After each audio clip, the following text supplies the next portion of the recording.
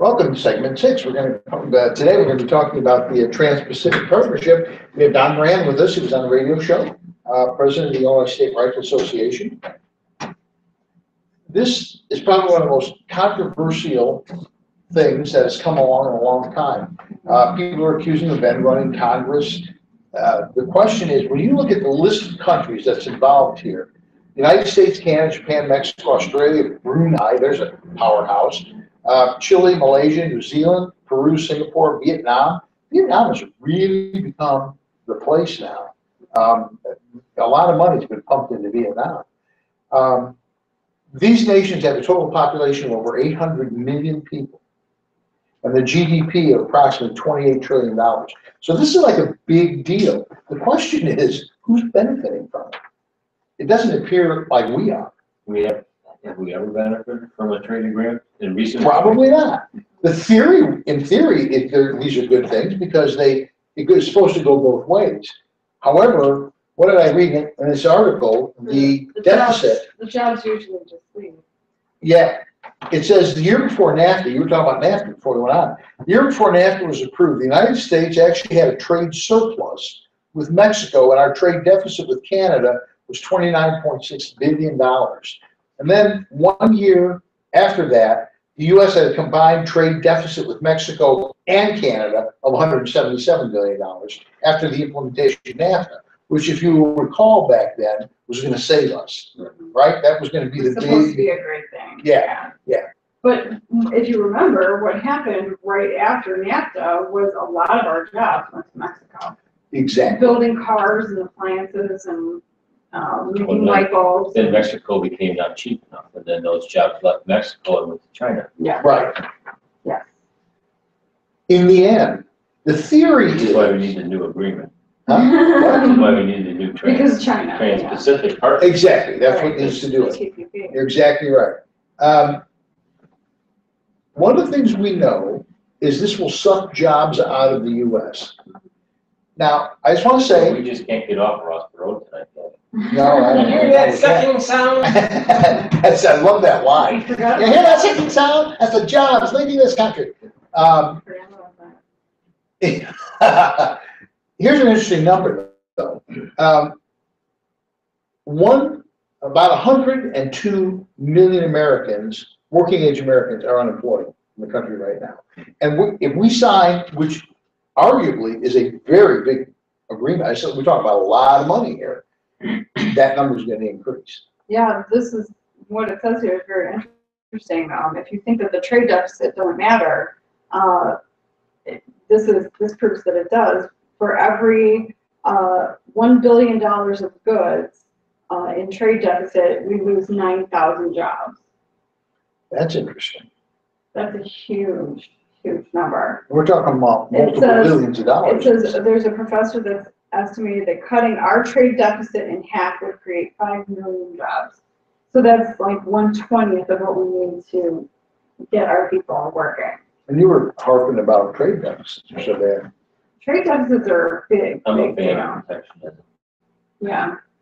Well, To a certain degree, at least to the point where if there's going to be a trade agreement, then all of the economic and environmental things need to be the same on both sides. And there needs to be a realistic enforcement mechanism that it works and has penalties. Yeah.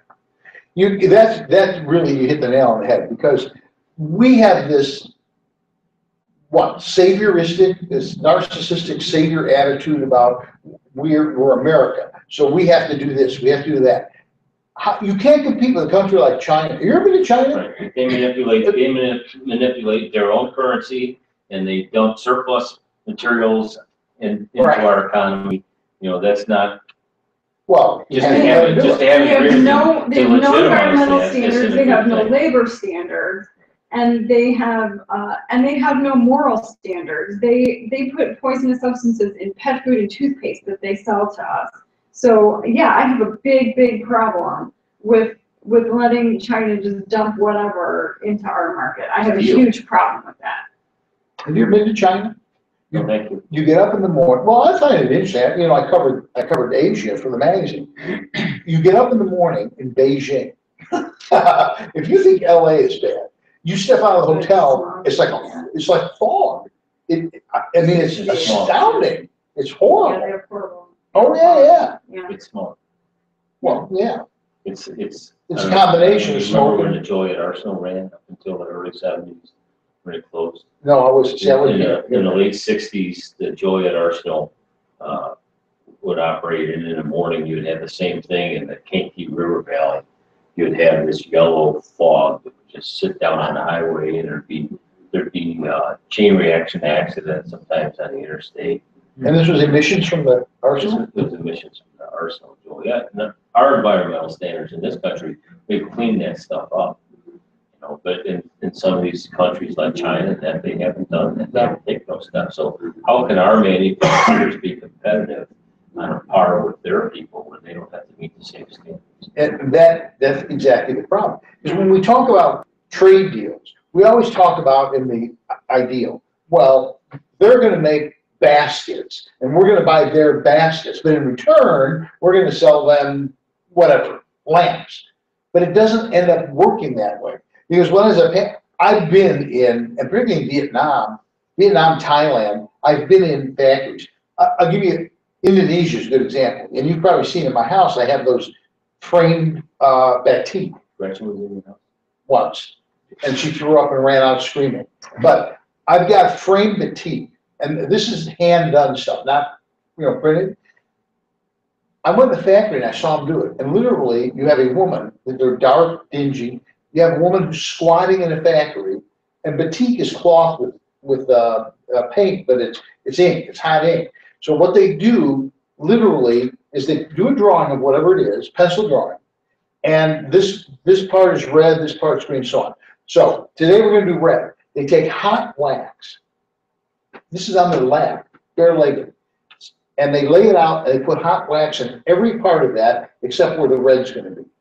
And then they dip it in hot red dye and lay it back on their legs, and they fan it to cool it. Once it dries, the ink dries, then they take it, they put it in like boiling water, they get the wax to melt out, they put it back on their lap with their naked legs, and now they pick another color. You see everything's gone. And you look at their legs, they're just burned senseless. So like the ladies that lit the brushes before they painted the nuclear paint onto it, watching. Right here, that was here. In Ottawa. Yeah, in Ottawa, and exactly. They all died of cancer.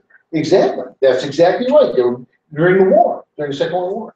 So I buy this, and beautiful stuff. I mean, they make beautiful stuff, but I buy this, it's frameable quality. But every time I look at it, I see this poor woman. Now, who knows what they're paying her? Basically nothing, I'm sure. And with the burned legs and stuff. Well, and that's the thing, yeah, they, like I was saying about labor standards, they can make them work for any number of hours per day for any wage. In any age. Whatever the prevailing wage is, which is pennies. And yeah, I mean, 7 years old, 5 years old in some cases. I mean, there's no age standards. Gratuitous plug for China Inc. book. China Inc. is a book? It's a book, and it describes the modernization, industrialization of China, and how they built factories and built highways, for instance, and how they take people off the farm and they utilize them during the prime of their life, and then they send them back to the farm once they're too old to be as productive as they want them to be. They send them back, and there's no safety net for them if they're dumped back in their family. Right. This person's used up. We don't need them anymore. You can have them back. Mm-hmm. But it's a mistake to underestimate the Chinese. The Japanese, when their cost of living got to be so high, when they were paying so much money in salary, moved factories, high-tech factories, to China because they could get cheaper labor. China's had a great deal of wage inflation also. Sure, but what happened though is when they moved it back to Japan, the Chinese knew what they were doing, and they started making knockoff stuff using Japanese technology. They're not stupid people. And companies in this country send their employees to China to teach them how to make their product. Exactly. So they can work themselves out of a job. And this always reminds me, the parallel is what were, for instance, the Italians thinking during the Second World War when they were aligning themselves with somebody who was going to kill them if they won. And it's like the Japanese. Anyone that was an ally of the Japanese, they were, they believed in supremacy. You were a white dog. If you could ally with them, after they won the war, you'd be. What are people thinking when they do that? Oh, it'll be okay. It's like giving these radical Muslims, well, if we just appease them. No, they're going to come through and kill everybody. What's so hard to understand about that? Yeah, and the interesting thing about this is, they point out that basically, Detroit used to be prosperous. It used to be an American example of, prosperity. We had factories producing wonderful automobiles and other things, and what happened? Those jobs went away. That's always the first thing. And so, yeah, I mean, this is you call it the end of the American dream, and that's exactly what it is. It's terrible. I mean, I think that there's a confluence of a lot of events. Obamacare is one of them. It made it, for me and people a little bit younger than me, it made it very difficult to find a full-time job because there's not that many companies creating jobs. They're willing to pay for that for that insurance. And you got to look back. It used to be common that you would take a job with a company and you were with them for 20, 30 years. You retired. They took care of you. You had a pension plan. They took care of you. I don't think that exists anymore, does it? Not much. Companies struggle with that too. They struggle with that turnaround. And I think as the economy starts to heat back up, you may see some of that stuff coming back. Defined benefit plans or defined contribution plans at the very least. I think you're going to see a lot of that coming back because companies are going to try and retain the best of the people that they get. They can't sustain themselves either with this. People come in and they come there to work for 6 months, a year. As soon as they learn everything they need to know for that company, they leave and go market themselves to somebody else. The company more money. The company needs some institutional knowledge. They need people to stay there. And one way that they're going to get there is they're going to have to start increasing wages and they're going to have to start bringing benefits back into the work. Yeah. Well, I hope that's true because, I mean, at this point, I'm working 3 part-time jobs. One of them does offer benefits, but until last year, I didn't. I mean, I had no health care. And so, I mean, I think that Obamacare, for all the promises, really was highly destructive of the job market. People in their younger 20s generally don't have any health issues. The thing about I'll pay you later. the thing about that is I'm semi-retired, so I collect Social Security, and then I still write for the magazine. I just don't travel, so I get a fixed amount every month to do that. And I'm watching my 401k every time I get the sheet, it's gone down another couple $1,000 every darn month for the past couple of years. I get it in, I've lost another $1,000 this month. I mean, it's just this slow, never-ending downward creep. And it's like really getting scary because I'm getting to the point where I couldn't live on Social Security and my 401k anymore by themselves. If there isn't a turnaround, I'm going to have a big problem. And lots of people who save money are in this position now. I know a lot of people, you talk to financial advisors and rest of these people are, they all said the crash of the market in 2008, it's just paper loss, to worry about it. Well, you stay in the market, you're in good shape. Then you take people that are retired, they're on a fixed income, that are living off the return on investment of their 401k, and they're trying to live on the return or spend less than 3% of it per year to try to live on.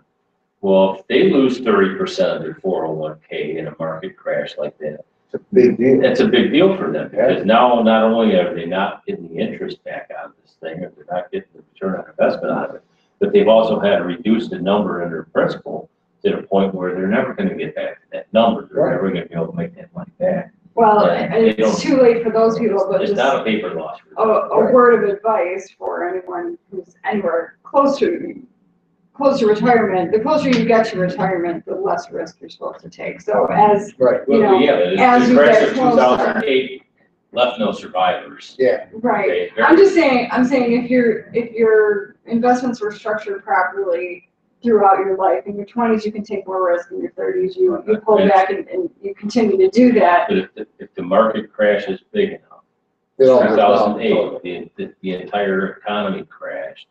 It didn't make any difference where you were at, although there were ways to invest.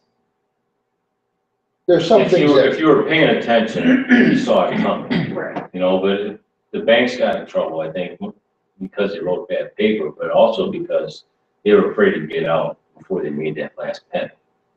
Yeah, they were milking it. Everybody knew it was coming. They just didn't know when it was coming and how bad it was going to be. My 401k, when was it? 2006? When did it start to tank? It started the fall of 2007. The construction industry collapsed across the country. Yeah. So I had a 401k. In the space of 1 year, it halved. Literally, I lost 50% of my money in 1 year. That's 2007 roughly. It's just now back to where it was back then. It's taken that long. Now, if we're going to hit the skids again, well, the upside is I'm old, so I can take a bigger chunk of it. I don't have to live that long, okay? That's the upside. I have to wait till I'm 100 to retire. So you hope. Huh? You don't have to live very long. Isn't it the end of the show yet? I think we're over. I think it is. I think this is done. Are we about done? I think we're done. We start picking at it. What if you live to 105? The other thing too, that people don't realize is you have to have a mix of stocks and bonds because those two markets tend to counterbalance each other. And then also it helps to have diversification with maybe some commodities like gold, silver, things like that. That tends to balance out when inflation, when you have bad inflation, gold goes up. Things like that. So there's ways to diversify your portfolio to. The thing you got to remember is playing in the market is like playing poker. The house always wins. Mm-hmm. I've told you this before, but back in the 90s sometime, remember when everyone was day trading? That was the fashion, every day trading. So I'm day trading. That only in the 90s? I think it was 90s. Yeah, I think it was. Because I was traveling then.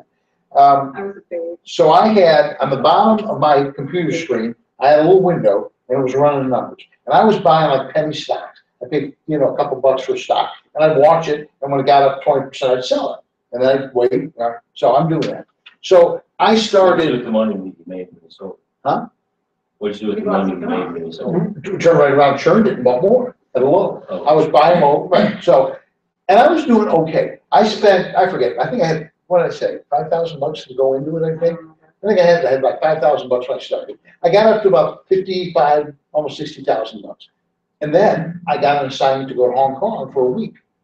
Now, I'm thinking, okay, I got it invested. It'll sit for a week. I lost almost every dime of it. By the time I got home, it was all gone. And to this day, I lost $55,000 in the market, which of course I really didn't because I only started out with $5. But when you've got it on paper, that's my money, poof, it's gone. It's like playing poker. The house wins. Sometimes you win, but the house always wins. So this whole trade thing, I don't know. We didn't solve it though, did we? He's gonna do it anyway. You say that every week. You need a new wrap up line. Yeah. Well, you need something we can solve. We should have David run for president. Okay. Run where? You can fix the universe. In the opposite direction? President of what? Good luck. Yeah. That pithy word was from the president of the Illinois State Rifle Association, Don Moran. Next week on segment 6, we will be doing the most interesting subject that we can think of this week. That's right. Is that fair enough? On Friday. That's exactly what That's right. Yeah. We should know probably by around Friday. Thanks for tuning in. We'll see you next week. Thank you.